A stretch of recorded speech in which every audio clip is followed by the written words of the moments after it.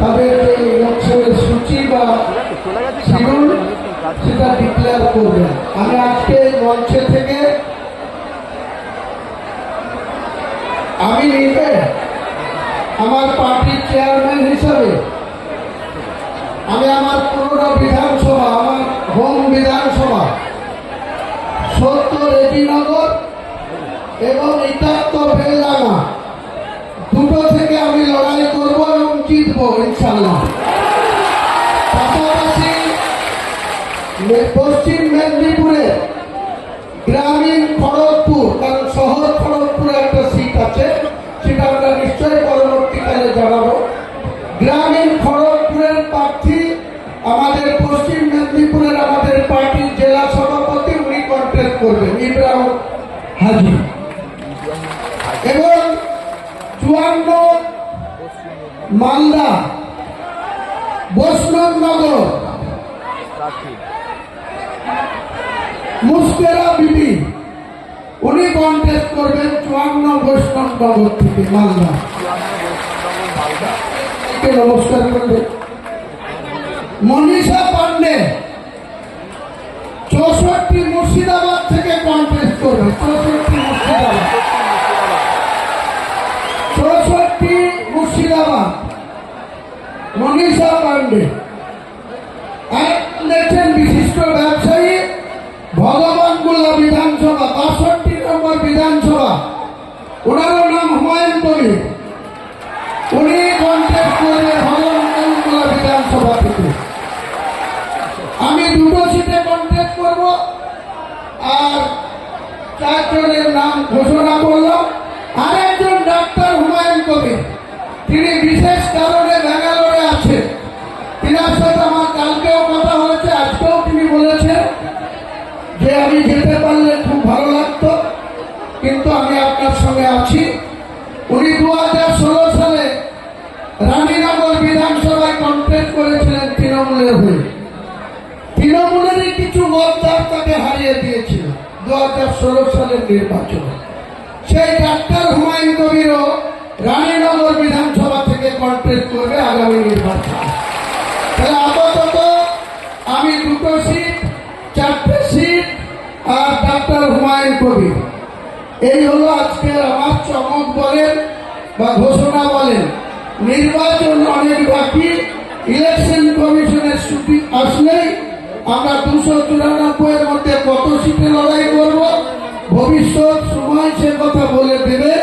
আমি আজকের দিনে বাংলার মসনদে যারা আছে তাদেরকে ক্ষমতাচ্যুত করার উদ্দেশ্যে এবং যারা ক্ষমতায় আসতে চাচ্ছে 2021 সালে তারা বারবার দিল্লি থেকে দিল্লি প্যাসেঞ্জারের মতো প্লেন আসতো আর যেত, উঠতো আর নামতো। সেই বিজেপি বলেছিল ইস্তিমার 200 পার, 77তে আটকে গিয়েছিল। তাদেরকে গত 2024 সালে তারা লোকসভা নির্বাচনে তারা 12টা সিট জিতেছে, 91টা বিধানসভায় আগে আছে। তাদেরকেও 100 গণ্ডিতে আটকে রাখার উদ্দেশ্যে আমরা আগামী দিনে কতগুলো বিধানসভায় লড়াই করব সময় মতো আপনারা জানতে পারবেন। তাই যারা আমাদের জিজ্ঞেস ঘোষণা করলাম তারা সবাইকে নমস্কার করুন। আপনারা একটা দুটো কথাই আপনাদের কথা রাখুন।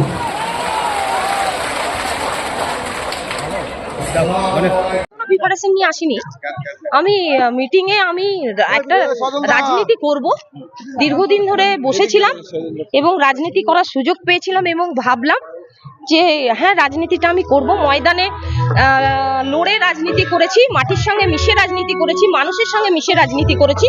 সুতরাং আমি রাজনীতি করব এটা যখন অফার পেয়েছি আমি তখন সেই হিসেবে এসেছিলাম এখানে। জানতাম না যে আমার নামটা দাদা এতটা বিশ্বাস ভরসা আমার প্রতি রেখে দাদা আমার নাম ঘোষণা করবেন। সুতরাং ওনার ওনার যে বিশ্বাস ভরসাটা সেটা আমি মর্যাদা রাখার চেষ্টা করি। আপনি তৃণমূলের সাথে যুক্ত ছিলেন। হ্যাঁ, তৃণমূল ছেড়ে তৃণমূল যে উন্নয়নের জোয়ার যে ছুটে বেড়াচ্ছে, রাস্তাতে দাঁড়িয়ে আছে এরকম বলছে, সেই জায়গা থেকে এই জায়গায় দাঁড়িয়ে আপনি কতটা সাহায্য করতে পারেন দলকে? দেখুন, যখন সবাই শুরু করেছিল তখন শূন্য থেকেই তো শুরু করেছিল, শূন্য থেকে শুরু হয়েছিল। শূন্য থেকে শুরুটা কেমন হয়েছিল সেটা লড়াইয়েরও সাক্ষী আমি ছিলাম, বিভিন্ন লড়াইয়ের মধ্যে দিয়ে আমরাও গেছি। সুতরাং আবার নতুন করে একটা লড়াইয়ে আজ থেকে নাম লেখালাম, এই লড়াইটা জারি থাকবে। আপনার নাম? আমার নাম মনীষা পাঠক পান্ডে। আপনি কোথা থেকে দাঁড়াচ্ছেন? এখনো পর্যন্ত ঘোষণা করেছে মুর্শিদাবাদ বিধানসভা থেকে। Thank you. প্রত্যেককে আমি আমার তরফ থেকে নমস্কার, সালাম, আদাব প্রত্যেকের প্রতি আমার রইল। আপনারা অনেক দূর থেকে এসেছেন, আজকে যার ডাকে এখানে একটা পুরাতন দল করতাম আমি মুর্শিদাবাদ জেলায় 2007 সাল থেকে, তৃণমূল কংগ্রেস, এবং গত ভোটেও আমি তৃণমূল কংগ্রেসের মুর্শিদাবাদ জেলার এখনো সেক্রেটারি হয়ে আছি, বর্তমানে ছিলাম।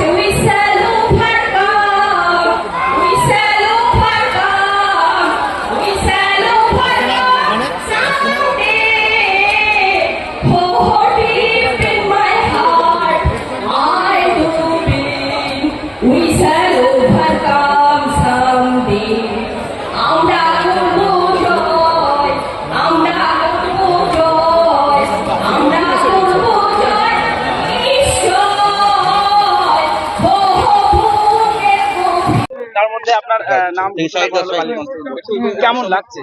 খুবই ভালো লাগছে, খুবই এক্সাইটেড কি মানে লোকের জন্য দেশের জন্য এখন কাজ করব। এখন আপাতত কিছু মানুষের জন্য কাজ করতাম, সোশ্যাল ওয়ার্ক করতাম, এখন পুরো দেশের জন্য কাজ করতে হবে। তো আমি চেষ্টা করব কাজ করার। যে প্রিপারেশন নিয়ে এসেছিলেন যে আজকে আমরা না, প্রিপারেশন নিইনি, আমি এরকম কিছু জানতামই না। হঠাৎ করে চাচা আমাকে মানে এই জায়গাটা দিল, তো সেই জন্য আমি অসংখ্য ধন্যবাদ চাচাকে। আপনি কোথা থেকে দাঁড়াচ্ছেন? আমি 66 বালিগঞ্জ।